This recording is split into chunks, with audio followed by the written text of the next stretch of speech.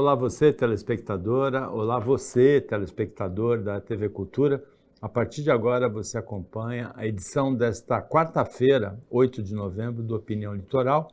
Participam, comentando as notícias com você, o médico Benjamin Rodrigues Lopes, o advogado e jornalista Marcelo Pavão, e a gente recebe hoje com muito prazer o advogado Nelson Fabiano, ex-deputado, ex-secretário municipal em São Paulo, tem uma longa carreira política. A primeira eleição do Nelson Fabiano foi na década de 70, época da ditadura militar. Então ele se elegeu durante a ditadura e depois da ditadura, teve mandato cassado. O meu avô sempre me dizia, meu pai também, Fabiano, que gato escaldado tem medo de água fria. Meu pai sempre falava isso, meu avô também. Você viveu essa época de uma repressão, de um pensamento conservador, muito tempo no poder, 21 anos. Você tem medo de uma recaída disso, do avanço desse pensamento conservador hoje no Brasil? Sabe, boa tarde. Prazer em receber você aqui.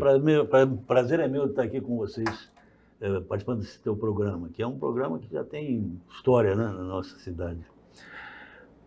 Paulo, eu digo o seguinte a você. Democracia é uma coisa que você constrói todo dia. Não é eu falar, não, tá, isso aqui está feito, tá, conseguimos o voto direto, Santos restabelecer a autonomia política, os seus prefeitos podem ser eleitos. Isso é bom? É bom. É suficiente? Não. A democracia você constrói a todo instante. Quando você tem alguém que assume um poder e age com arbítrio, com autoritarismo, etc., a democracia está começando a correr risco. Eu vejo que nós tivemos aqui um período difícil no nosso Brasil nos últimos anos, onde algumas das conquistas que nós tivemos com a Constituinte, com a redemocratização do país, foram colocadas em risco. Quando você vê, de repente, o Congresso ser invadido, o Supremo Tribunal ser invadido, essas ameaças, isso realmente você começa a se preocupar. A única forma de se resolver isso é o exercício da democracia. É isso que nós estamos fazendo aqui. É o debate, a conversa, a troca de ideias, o respeito às opiniões diferentes. Às vezes a gente fala, não, eu sou de esquerda, eu sou de direita, eu sou de centro, eu sou nada. Pensar no país, pensar na construção de uma sociedade mais justa, mais fraterna, é isso que faz a democracia. Então, você está assustado. Agora, tem uma pergunta curiosa para o Benjamin. O Benjamin tem... assustado, desculpa, eu tenho preocupado. Preocupado, preocupado. Sim. Eu usei a expressão errada, preocupado.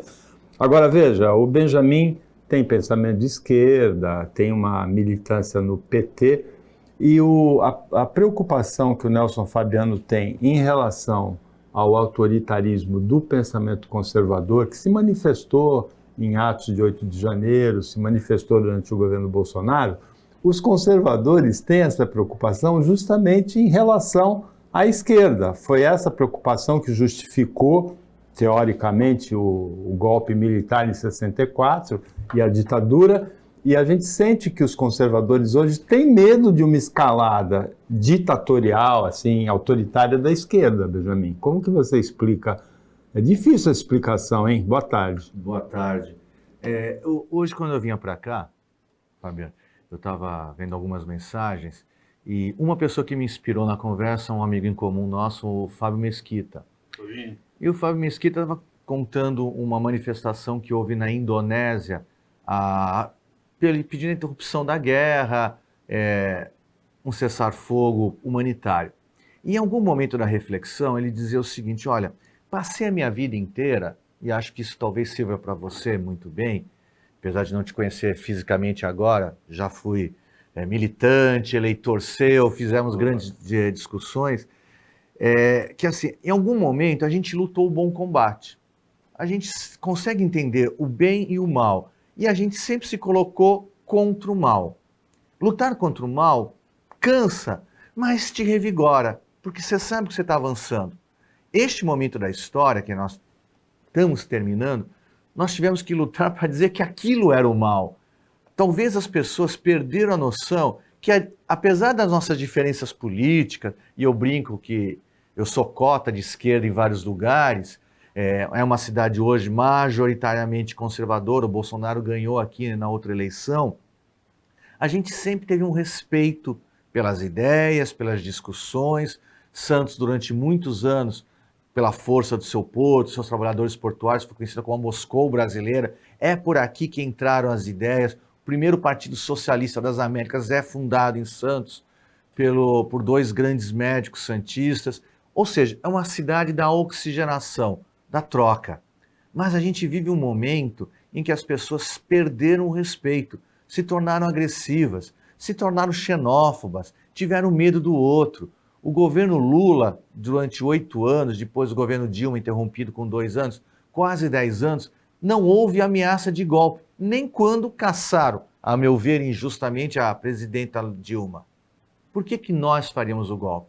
É sempre o lado da direita que acusa a gente de tentar destruir a democracia e vão para as ruas destruir a democracia. Foi em 64, com o apoio de uma massa conservadora, retrógrada, e foi agora, em 8 de janeiro. Quase conseguiram. Então, não é como acusar a gente. Nós já mostramos, nós somos da democracia. Os nossos partidos, inclusive, primam por discutir tudo exaustivamente, às vezes até nos empurrando a ficar parados. Mas a gente respeita o outro. Agora, Pavão, eu conheço a posição pessoal sua, mas explica para o telespectador qual é a sua preocupação? É com a escalada autoritária que preocupa os conservadores, uma suposta escalada autoritária, na minha opinião, um moinho de vento, uma assombração, ou a preocupação com a escalada autoritária que a gente viveu durante o governo Bolsonaro, ou não viveu, não sei qual é a sua opinião, e que culminou nos atos de 8 de janeiro, como culminou nos Estados Unidos na invasão do Capitólio em 20 de janeiro de 2020. Primeiro, boa tarde, Paulo, boa tarde, Benjamin, e quero, assim, é um momento de tiete mesmo, estar aqui numa mesa conversando com uma dos expoentes, eu não vou cair no lugar comum de dizer lenda viva, mas um dos expoentes da política santista, uma honra estar aqui dividindo e conversando diretamente, é uma honra. Eu vou responder, Paulo, assim, eu tenho medo de qualquer escalada autoritária, seja da esquerda, da direita, da bola, do retângulo, do hexágono, acho que a gente não pode. Um pouquinho antes do programa começar, eu estava falando com o deputado Fabiano, e a gente estava trocando uma ideia, e eu quero usar aqui de um artifício, te responder, repassando a pergunta para o deputado e acrescentando a seguinte coisa. Deputado, nós temos visto, né, recentemente, praticamente a inexistência de novas lideranças, seja de esquerda ou seja de direita, seja quem diz que é progressista ou conservador. Eu tenho visto, particularmente, observado que em diversos partidos o que tem surgido são líderes de audiência. São pessoas que têm milhares, milhões de seguidores, mas invariavelmente não tem trabalho nenhum, seja voluntário, municipal, seja em relação aos próprios partidos que eles ostentam. Eu queria lhe perguntar, baseado nessa observação, o que está faltando para passar o bastão dessa turma que lutou contra a ditadura, contra o autoritarismo, que lutou para fazer leis, para redemocratizar, a emancipação municipal, que depois brigou pelo progresso, brigou para ser feitas coisas serem feitas. O que está faltando, deputado? Porque eu só vejo o deputado campeão de votos, porque tem 1 milhão de seguidores no YouTube, o deputada que é campeã de votos, que é uma blogueira, e quando entram no parlamento, nada fazem, nada executam, nada apresentam e a população vai embarcando. O que fazer, deputado? Pois é, nós conversamos sobre isso antes do programa. É lógico que nós ainda sofremos as consequências de muitos anos de ditadura militar. Você já não passa impune, uma sociedade não passa impune a esse tempo em que você vivia sob censura, os estudantes não podiam... Na escola você não podia discutir política, lá havia uma lei 477 que impediu o estudante de discutir política. Os partidos políticos não existiam, na verdade o MDB não era um partido político, era uma frente democrática que foi permitida pela ditadura existir. A Arena também não era partido político. Aliás, eu acho que hoje nós não temos nem partido político, verdadeiramente partido político nós não temos. Nós temos, com talvez uma ou outra exceção, mas a grande maioria são legendas que não têm ideologia, as pessoas... De repente você vê uma moça ser eleita deputada pelo Partido Socialista Brasileiro, no dia seguinte ela vai para o Partido Liberal. Absolutamente contraditórias. Pois bem, isso é a formação eu ainda vivi o tempo em que na Faculdade de Direito, onde se fazia política acadêmica, aquilo me formou. Eu sou um homem que vi a passagem... Sabe, aí até discordar de você, Paulinho, no seguinte sentido. Eu não acho que eles têm medo do autoritarismo de esquerda. Nem em 64, quando veio o golpe militar de 64, o que se podia imaginar? Estava o Jean Goulart querendo fazer o grande projeto de esquerda era a reforma agrária. Que a reforma agrária, se você pensar bem, é o típico do instituto do capitalismo, é onde você multiplica a propriedade. Quer dizer, não havia esse receio, não, o Brasil vai ser comunizado, vai virar comunista. Não existe nada disso, tá certo? Foi golpe. Tanto foi golpe que, em seguida, figuras como Juscelino Kubitschek, Jânio Quadros, Adhemar de Barros, Carlos Lacerda, que era o arauto do golpe de 64, todos eles foram caçados. Por quê? Porque era um projeto de poder que eles tiveram para 20 e tantos anos de poder, onde puderam fazer tudo. Exilar, caçar, até pena de morte inventaram naquele tempo para os adversários políticos. Então, não havia esse medo da ascensão ditatorial de esquerda, não havia. Talvez eles tenham passado esse tipo de... o fake news que hoje a gente tem, e esse é um fato que é a novidade desse período que nós estamos vivendo e que dificulta muito a formação política. É a verdade que está passando escondida. O que a mentira, através das redes sociais, até através das redes comuns, a mentira passou a ser o grande instrumento de luta política, principalmente da direita.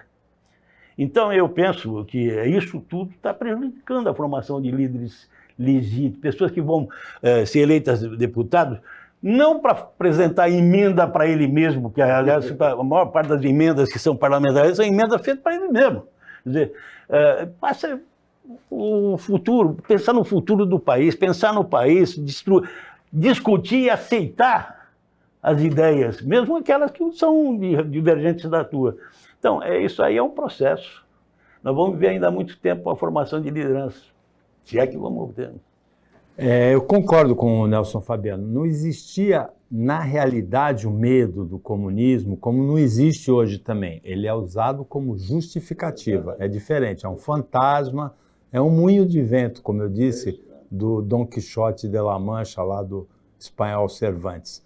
O Opinião Litoral volta depois do intervalo, bem rapidinho. Fica aí com a gente.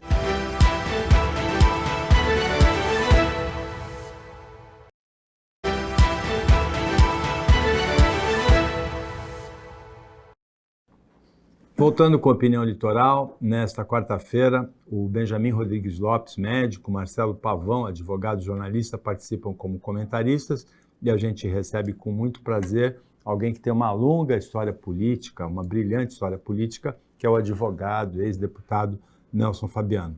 Benjamin, o Nelson Fabiano expressou uma preocupação, né, com a escalada do pensamento autoritário por parte dos conservadores no Brasil. O que você proporia para ele como solução para essa preocupação dele? O que poderia ser feito para amenizar, para que ele fosse dormir mais tranquilo hoje à noite, o Nelson Fabiano? Acho que 10 miligramas de Rivotril. Essa é uma pergunta capciosa. Eu gosto que o Paulo Schiff sempre deixa a gente com perguntas tranquilas, fáceis. Veio do público essa. Não, eu acho que a gente passa por um momento de reconstrução de valores. Eu sempre uso uma metáfora, como o Paulo usa a metáfora do moinho de vento, eu uso a metáfora da caixa de Pandora. Em algum momento abriu-se essa caixa e permitiu-se o direito de todas as irregularidades.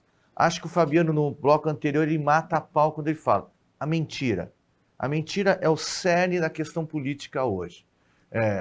Nós, que somos um pouco mais experientes, eu muito menos que vocês, mas aprendi o bom debate, em você convencer com ideias. Dizia-se que um homem de esquerda, pela palavra, consegue mudar um batalhão inteiro e convencer. E eu me lembro, na China, quando um militante para o tanque na Praça da Paz Celestial.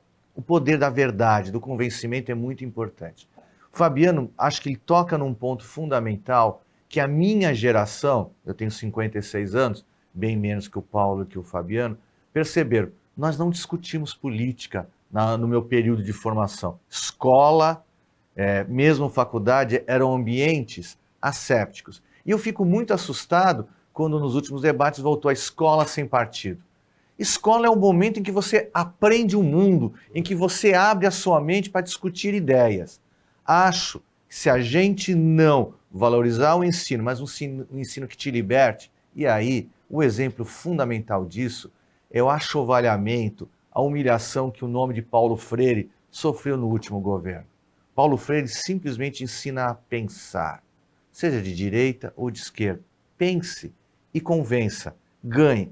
A minha geração pega o começo do TikTok. E eu sempre digo, quem hoje usa o celular, não liga mais para a pessoa. Você manda uma mensagem de áudio, porque você quer falar, mas você não quer ouvir. Minha mãe e meu pai diziam que Deus fez a gente com uma boca para ouvir um pouco, mas com 2 ouvidos para ouvir mais. É assim que a gente aprende. E a gente tem alguém aqui que pode ensinar muito mais do que eu. Fabiano, devolvo para você quadrada a bola. O Benjamin enrolou e não respondeu. Então. O Fabiano vai dormir tão preocupado quanto chegou, ou mais. Ou mais preocupado. E você, Pavão, que solução que você aponta para a preocupação do nosso Fabiano? Não, a preocupação dele, eu acho que é a preocupação de todos que querem um Brasil melhor, um Brasil para frente. A gente já tem falado aqui várias vezes, quer dizer, é impossível a gente ter 35 ideologias para justificar 35 partidos políticos. Nós, na verdade, temos 35 donos de partidos que vivem feito marajás, quando a gente fala, porque tem esse fundo partidário indecente, né, onde quem menos recebe, inclusive, são os candidatos, muito menos a população, os donos dos partidos. Então agora a gente está vendo partido aqui, partido acolá, com bilhões no bolso, falando assim, eu vou pagar ex-primeira-dama, ex-presidente, eu vou pagar, quem quiser receber eu vou pagar, eu vou colocar aqui. Fica fácil você fazer uma situação dessa. E aí a gente tem congressos, o Congresso atual e as assembleias e muitas as câmaras, onde é isso que o deputado Fabiano fala. As câmaras se dedicam a dar medalha, as assembleias um colar honorário e a Câmara Federal e o Senado aí já dão a ordem do cavaleiro, não sei das quantas. Na verdade, a gente não tem discussão de leis e de nada. Então, eu sou radical, mas para mudar depende de uma vontade, Paulo, deputado Fabiano, Benjamin, depende de cada um de nós, dentro da nossa casa, fazermos a nossa revolução. Eu não vejo a condição de democraticamente a gente mudar enquanto as pessoas não começarem a ver que certo e errado é errado. Porque senão, deputado, a gente fica naquela história do achado não é roubado, importante é levar vantagem. E aí sempre a responsabilidade é aquela. Se tem luz, porque Deus quis. Se não tem luz, é porque Deus não quis. Se a pessoa chega no destino, é porque Deus quis. Se não chegou, é porque Deus não quis. E ninguém assume responsabilidade, que tem que ter segurança, asfalto, iluminação, que tem que ter verba para isso, porque senão a gente joga para cima, acha que tudo é assim, né? Aí fica aquela história, né? O imponderável sendo o dono de tudo, e a responsabilidade do político é zero. Então, Paulo, te respondendo, para o deputado dormir mais tranquilo, eu, você, o Benjamin, todos nós, a gente precisa começar a votar menos com o fígado e mais com a cabeça. A gente vai errar? Vamos continuar errando, mas vamos acertar muito mais do que hoje a gente está errando. Fabiano, tem um livro do Monteiro Lobato, um grande escritor brasileiro, em que uma formiga pergunta para a boneca Emília, uma boneca de pano, a boneca de pano era falante, a formiga também. A formiga fala assim, eu não consigo entender como é que um ser humano pode ser feliz vendo tanta infelicidade à volta dele. É uma pergunta que está no nosso cotidiano. Quando você veio para cá, o Pavão, o Benjamin, a gente passou por gente embaixo de marquise, gente mexendo em lixo, né? E por alguns lugares também de subhabitação, de complicação. No seu caso da preocupação com a democracia, a resposta é a resposta que algumas pessoas dão, né?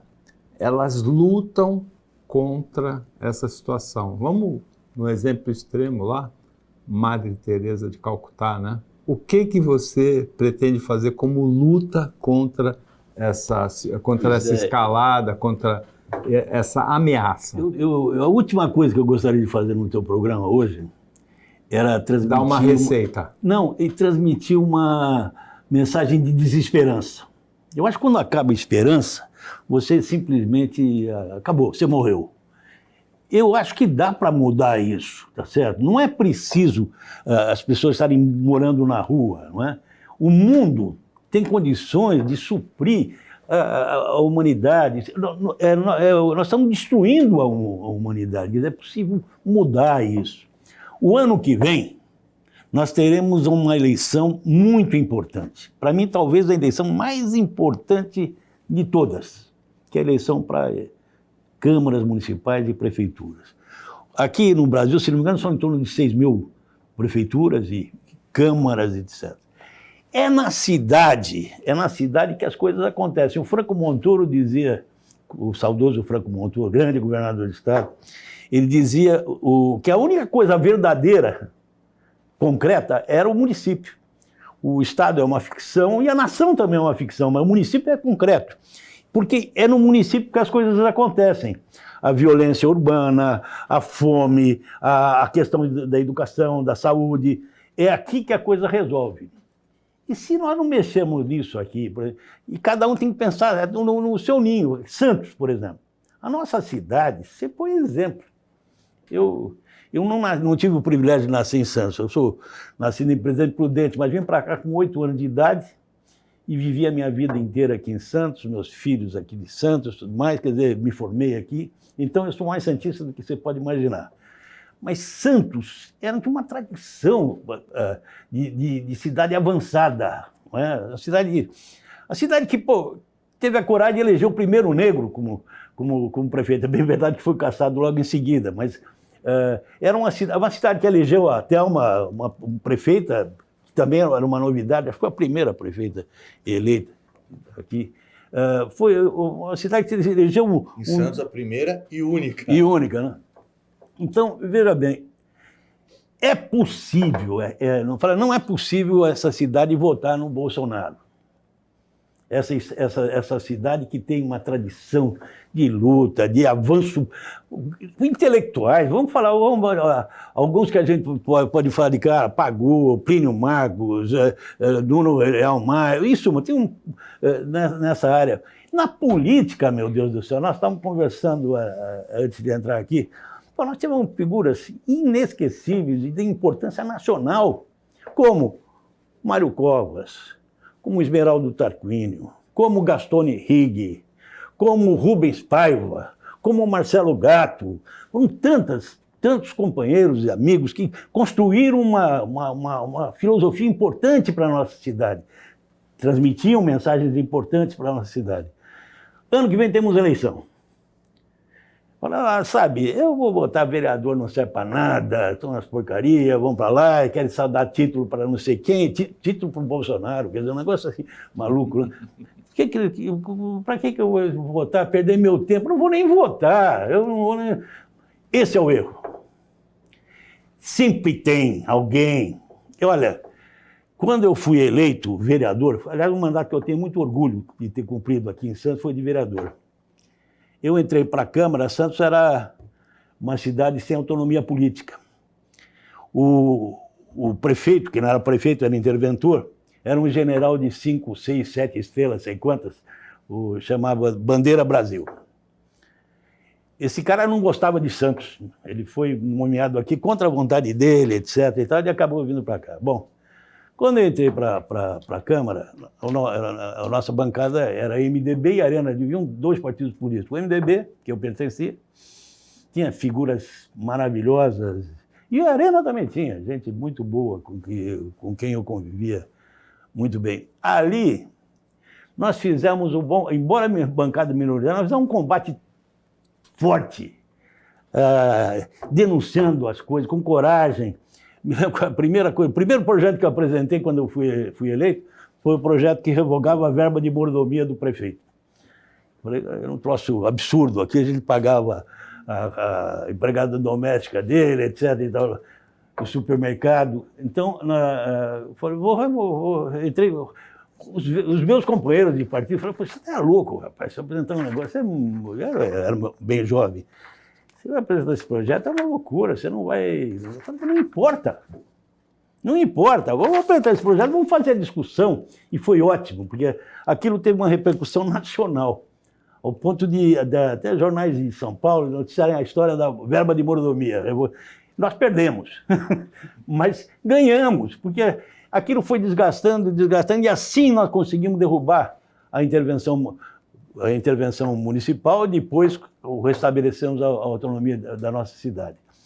É possível se resgatar novamente isso. Eu tenho certeza que gente que mora lá no Morro de São Bento, na Zona Noroeste, que vivem problemas de esquecimento. Quer dizer, quando me deixa triste ver, eu me lembro que as coisas que são relegadas é a inundação na rua, nas ruas. Esse negócio agora que a gente está vivendo, uma tempestadezinha, um vento forte, que foi 150 km, foi forte. Mas uma semana depois, ainda uma boa parte do principal município do país, boa parte está sem luz até hoje. E a empresa concessionária, que é italiana, se não me engano, ela simplesmente, o homem falou, olha, foi um temporal muito forte. Aí, meu caro, eu vou encerrar. Aí, nós estamos discutindo, nesse instante, privatização da água e do esgoto, saneamento básico e água e esgoto. Será que esse exemplo da Eletropaulo, que foi vendida... É Aniel, né? Aniel. Será que esse exemplo não serve para a gente balizar? Será que... Por que está se querendo... Por que se está querendo privatizar a Sabesp? Qual é a razão? Ela está prestando mau serviço? Não. Ela não dá lucro? Ela é ineficiente? Não. E o pior é o seguinte, eu estou vendo um negócio que eu achei graça, que ele falou, não, vai baixar as tarifas. Não baixa tarifa nenhuma. No Rio de Janeiro aumentou a tarifa. Aí falou, não, mas nós vamos criar um fundo com a venda, um fundo, esse fundo vai financiar... Puxa, está mal aqui. Pô, então nós vamos pagar, com o dinheiro que seria da venda, nós vamos pagar o lucro da empresa. Absurdo. Realmente. O Opinião volta depois do intervalo bem rapidinho. Fica aí com a gente. O Fabiano vai tomar uma água.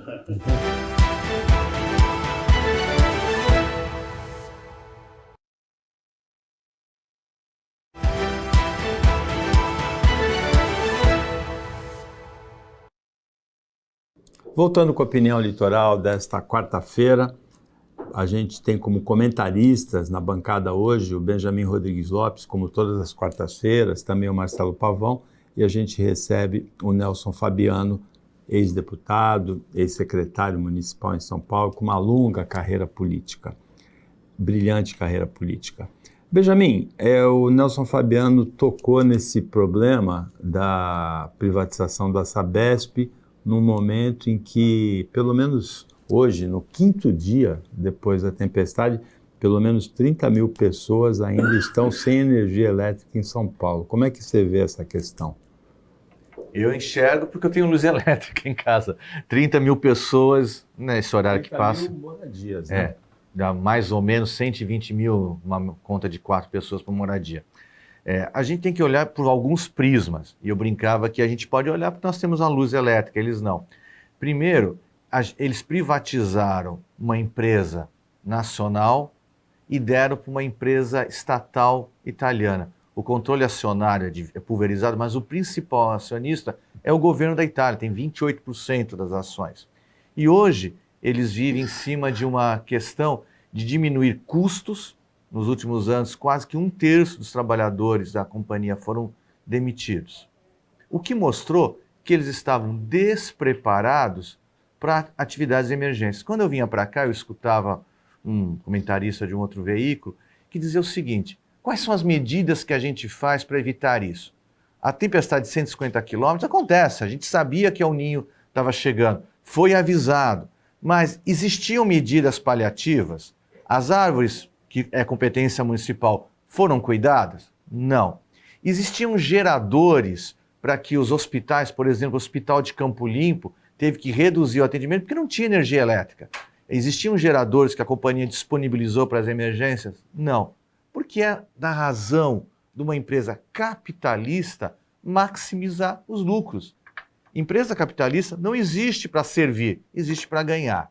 Quando a gente tem uma empresa estatal, a Sabesp, que em grande parte presta um bom serviço, nós temos água encanada, esgoto, água limpa, na grande maioria das cidades. E nas cidades, na grande maioria dos seus bairros, que é uma empresa que dá lucro, inclusive lucro que reverte para o governo do estado. Para que privatizar? Eu acho que a resposta está lá no que o Pavão fez no primeiro bloco. Existe um fundo partidário, mas existe um fundo muito mais perverso, que é quando o governador tem o direito de mexer com grandes somas. Para onde vai esse dinheiro? A quem interessa essa privatização? Privatizar para continuar sendo um monopólio te põe numa enrascada, porque você não tem mais para quem reclamar. Você vai reclamar para quem se a tua conta vier errada, se você não tiver água? Para o governo que abriu mão? Acho que a saída que o governo federal fez no Porto de Santos é fundamental. Nós não vamos tirar a autoridade portuária, nós queremos ter a competência de mandar. O porto hoje é privatizado, os terminais, os serviços, mas quem manda é o governo. E o governo é o representante do povo. O povo de São Paulo que construiu a Sabesp. Discutir a privatização na Sabesp, desculpe o trocadilho infame, discutir a privatização da água de esgoto não cheira bem. Pavão. Paulo, apenas complementando, o que o deputado falou encerra o assunto, né? Nenhum dos elementos que justificariam a privatização da Sabesp estão na mesa de negociação. O que a gente suspeita é que seja algo para agradar algum tipo de setor empresarial, enfim, eu não sei. Porque quando houve a privatização da Eletrobras, sufocaram a Eletrobras para privatizar, foi privatizada com preço lá embaixo, e logo em seguida que passou para o controle acionário do capital privado, a Eletrobras em poucos meses passou a dar lucro. A gente viu o que aconteceu com a SEDAI lá no Rio de Janeiro. Privatizaram a Sabesp deles, né, para a gente deixar claro, deu tudo errado, a tarifa aumentou e a prestação de serviço é pior do que a anterior. Porque tem aquela história, hoje você tem um problema com a Sabesp, você pega o telefone e liga, mais cedo ou mais tarde vai ter que ter alguém ali para fazer o conserto. E se for privatizado, vão até as áreas da periferia, vão subir morro, vão para os lugares mais afastados? Eu duvido. Eu não acredito nessa prestação. Então, assim, quando a questão da privatização é pura e simplesmente uma pauta eleitoral, e no meu entender eleitoreira, apenas para agradar quem não entende. É como teve agora há pouco tempo a taxação das grandes fortunas do offshore. Virou até brincadeira nacional. Você que tem um carro pagando prestação, você não está incluído na grande fortuna. Então, Sabe, as pessoas começaram, eu sou contra a taxação da grande fortuna, porque vão pegar meu Fiat 147. É por aí que a gente precisa começar a colocar o pé no chão. E a gente entrou numa disputa de certo e errado, de bom e do mal, uma dualidade burra, que só quem ganha é quem está lá com o mandato e com dinheiro para gastar. Então a gente precisa começar a questionar, porque essa questão essa Enel, né, porque até agora ninguém descobriu se é Enel ou Enel lá em São Paulo, descobriram depois de tudo que aconteceu sexta-feira passada, dos ventos de mais de 100 quilômetros, começaram a ler o contrato da concessão. Então lá está dizendo que poda, remoção de qualquer tipo de obstáculo decorrente de queda de árvore, não é obrigação deles. Então, quando toda a imprensa começou a noticiar, desde sexta-feira, 400 mil pessoas, 1 milhão de pessoas estão sendo...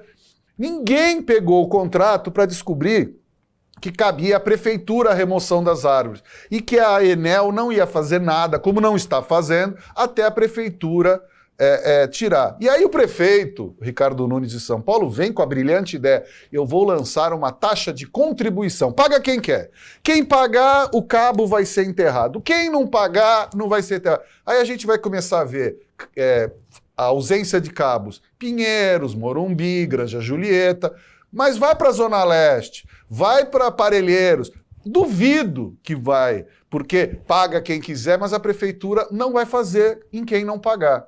Então a gente está precisando, é exatamente isso que o deputado falou. Quando a gente for votar para vereador ano que vem, a gente vote minimamente em quem tem raiz na terra. E não por ser amigo do amigo do amigo do amigo, aquele que fez a churrascada, aquele que deu a reguinha, aquele que deu a camiseta, aquele que dá autógrafo. Nós não precisamos de ídolo na política.